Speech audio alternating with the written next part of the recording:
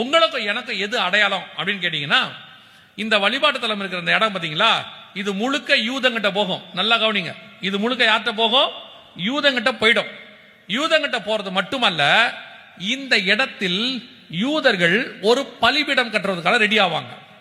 பலிபீடம் கட்ட ரெடி ஆவாங்களான்னு கேட்டீங்கன்னா, பலிபீடம் கட்டி வச்சிருக்காங்க, அதை கொண்டு வந்து இந்த இடத்துல வைக்கணும். சோ அதுக்கு இவங்களுக்கு இந்த இடம் வேணும்.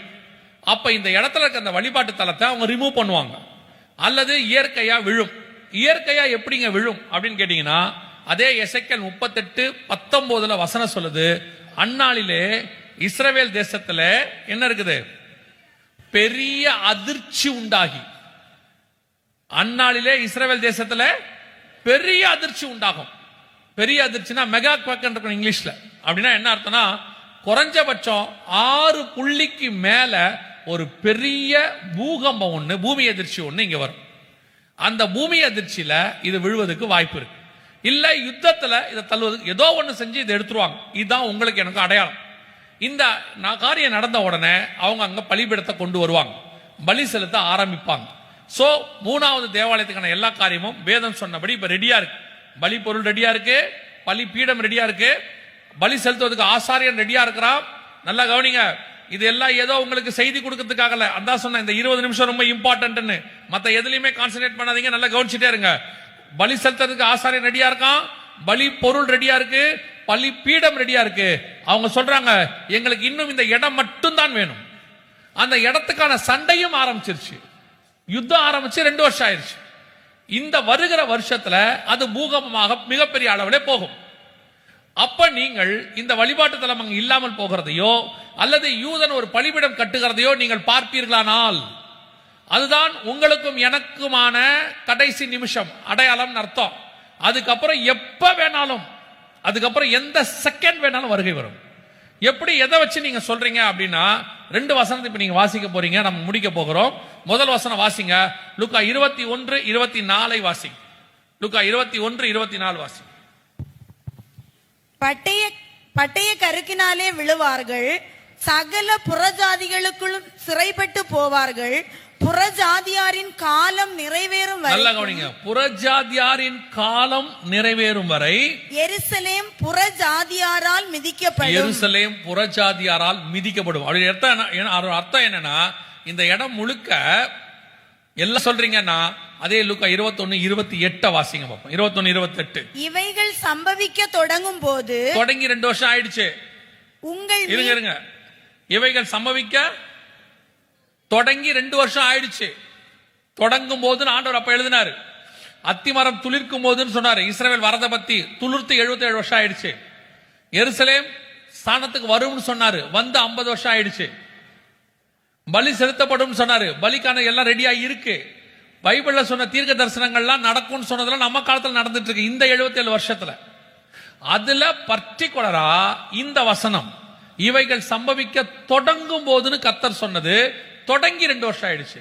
இவைகள் சம்பவிக்க தொடங்கும் போது வாசிங்க, உங்கள் மீட்பு சமீபமாய் இருப்பதால், உங்கள் மீட்பு சமீபமாக இருப்பதால் நீங்கள் நிமிர்ந்து பார்த்து உங்கள் தலைகளை உயர்த்துங்கள். இந்த காரியங்கள் எல்லாம் சம்பவிக்க ஆரம்பிக்கும் பொழுது உங்கள் மீட்பு சமீபமாக இருப்பதால் நீங்கள் நிமிர்ந்து பார்த்து தலைகளை உயர்த்துங்கள். இதுதான் உங்களுக்கு கொடுக்கப்படுகிறதான கடைசி எச்சரிப்பு, கொடுக்கப்படுகிற அடையாளம். நம் கண்களுக்கு முன்பாக இவைகளெல்லாம் சம்பவிக்க தொடங்கிடுச்சு. இந்த 75 வருஷத்துல மட்டும்தான் இதெல்லாம் நடந்திருக்கு. 75 வருஷத்துல ஒரு தேசம், ஒரு இனம், ஒரு தலைநகரம், ஒரு தேவாலயத்துக்கான சண்டை, அதற்கானதான பலி பொருள், பலி செலுத்த வேண்டிய ஆசாரியன், அத்தனை ரெடி.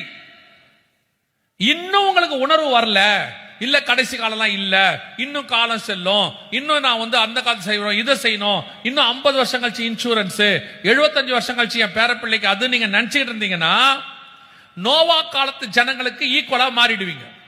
வசனம் சொல்லுது மத்திய 24:37-38, நோவின் காலத்தில் எப்படி நடந்ததோ அப்படியே மனுஷகுமார் வரும் காலத்திலும் நடக்கும். எப்படி எனில், புசித்தும் குடித்தும் பெண் கொண்டும் பெண்ணெடுத்தும் வெள்ளம் வந்து வாரி கொண்டு போகும் அளவும் உணராதிருந்தார்கள்.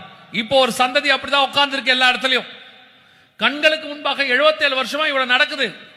ஒரு ஒரு ஒரு சத்தியத்தை கேட்ட உடனே நினிவே ஜனங்க 40 நாள் உபவாசிச்சானாமா ஒரு சத்தியத்தை கேட்ட உடனே.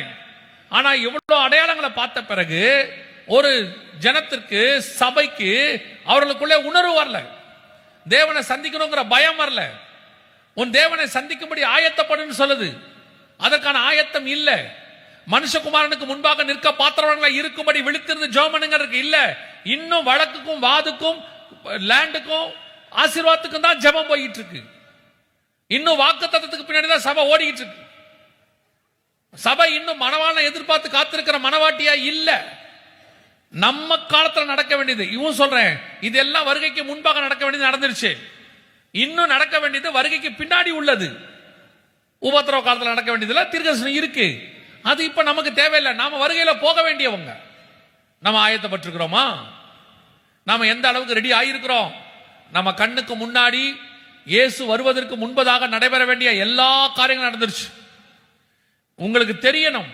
அதான் ஆரம்பிக்கும் போது சொன்னேன், ஒரு நாள் வருகை என்று சொல்லிக் கொண்டிருந்த காலம் போய் நாங்கள் 365 நாள் வருகை குறித்து பேசிக் கொண்டிருக்கிறோம். ஏதோ ஒரு இடத்துல இதே ஊழியத்தை நாங்க ஆரம்பிச்ச காலத்துல 20, 22, 23 வருஷத்துக்கு முன்னாடி ஆரம்பிச்ச போது மாசத்துக்கு 1, அப்புறம் வாரத்துக்கு 1 இருந்துச்சு. இப்போ தினந்தோறும் பேசும்படி கத்தர் வைக்கிறார்.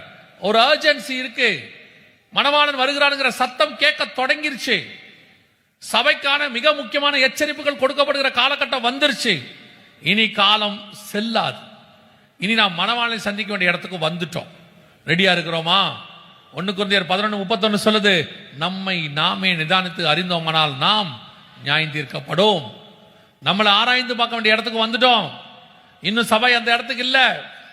சக விசுவாசி ஆராய்ந்து பார்க்குது, பக்கத்தில் உள்ள சபை ஆராய்ச்சி பார்க்குது. அந்த டினாமினேஷனுக்கு நான் பரவாயில்ல, அந்த ஊழியக்காரனுக்கு நான் பரவாயில்ல, இந்த விசுவாசிக்கு நான் பரவாயில்ல. ஆண்டவர் சொல்றாரு, இது அதுக்கான காலம் அல்ல. வலதுபுறம் இடதுபுறம் பார்க்கறதுக்கான நேரம் இல்ல. இனி ஒரே ஒன்று காலம் இருக்கிறது, ராஜாவை சந்திக்கிற காலம். அல்லேலூயா, அல்லேலூயா. நாம் அத்தனை பேரும் கர்த்தர் வரும்பொழுது இங்க எப்படி உட்கார்ந்து அவரை ஆராதிக்கிறோமோ அதே மாதிரி அவரோடு கூட பறந்து போய் பரலோகத்தில் ஆராதிக்கிறவர்களாய் காணப்பட வேண்டும். அல்லேலூயா. அதான் சொன்னேன், தேசத்தை கொடுக்கும் போதே வாங்கிட்ட ஆசீர்வாதம் இல்லைன்னா ஹிட்லர் மாதிரி ஒரு ஆள் வரா மாதிரி, அந்தி கிறிஸ்து மாதிரி ஒருத்தர் வருவான்.